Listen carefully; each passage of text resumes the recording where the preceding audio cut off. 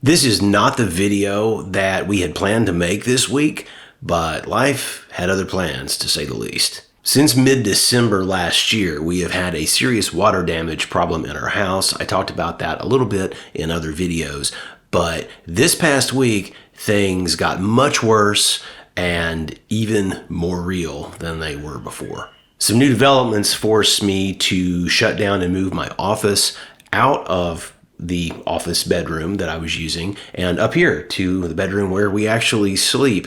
And that's just the tip of the iceberg for what's going on. So let me tell you about it. And although I had a sense of what this would involve, things are much more complicated than I imagined because France. Instead of me trying to explain everything up front, let me just show you what happened. Let's go back to earlier this week. I'm in front of one of the downstairs bedrooms, which has been my office since we moved into this house. And all those plans have pretty much gotten destroyed, or at least seriously impacted and delayed. So let me show you what's going on in this office. So this is what the room looks like right now. That's how I left it. Yesterday, I moved my printer, which was sitting against this wall here, and discovered this mold. And I cleaned it. I thought I was done, and then I thought, you know what? I should look behind the bookcase. I should look all around the room. I looked behind the bookcase. There was a decoration that we had made for Geneva's first birthday, and we were saving it. It was something Susie had made and shipped from China, along with some other things. And it was leaning against the wall. But then behind the bookcase, where the thing was against the wall, there was a huge mold colony here.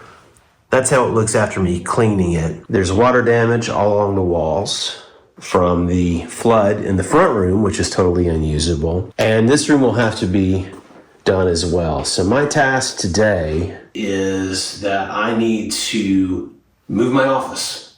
I need to move all this stuff out, and I can't really safely work in here. I don't feel good about what's behind this visible mold. And as the weather gets warmer and this water underneath is trapped still from when there was a huge leak that mostly affected that other room, but as this water starts to evaporate, I just need to empty this room, keep the window cracked, and keep the doors shut, and let it air out until the repair guy can make it all happen. This is not going to be a fun day, but I'll see you on the back end of it. So once I realized how bad this actually was, the next question became, what do you even do in a situation like this in France? Because this isn't just clean it up and move on. This is water damage that's led to mold and multiple rooms in the house that are no longer usable. And what I've learned, and pretty quickly, is that there is a process here, but it's not always obvious what that process is. So the first step was understanding who's responsible and what needs to happen next. And in France, that means involving your insurance, even if it is a rental problem that the landlord has to cover, which is the case with us. You have to coordinate with the landlord, and in some cases like ours, bringing in outside administrative bodies. So with the help of a very trusted and very patient French friend, I started making phone calls this week, trying to understand what actually works and what we're supposed to do. One of the key resources we contacted is called the ADIL, and they basically provide guidance to renters on housing rights and responsibilities. And what they explained to me is that in situations like this, you follow a very specific path. First, everything has to be formally documented. Then communication with the property owner has to be done in a very official way. And depending on how things progress, there are additional steps that can involve the local town hall and potentially formal inspections by a third party. And here's the part that really surprised me. Even something that seems obvious, like massively reduced use of your home that you're renting, or the idea that your rent should be adjusted as a result, that's not automatic. There's no simple formula or some online calculator. Those kind of decisions are handled through formal administrative channels. So right now, we're in that early stage. We're documenting everything, understanding the process, and taking the first official steps to move things forward. But in the meantime, life doesn't stop. You still have to work and you still have to function, even if your home isn't fully usable anymore. So this is my new office, aka our bedroom.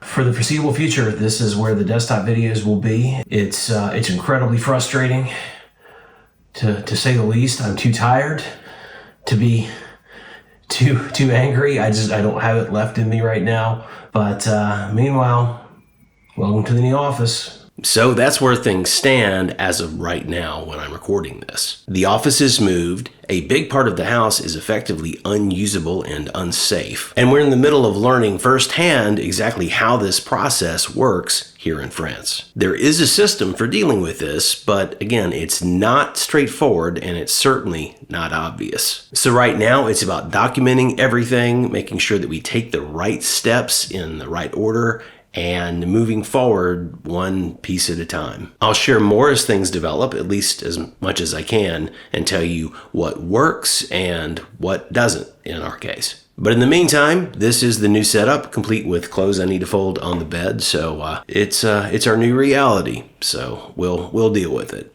We'll see you in the next one.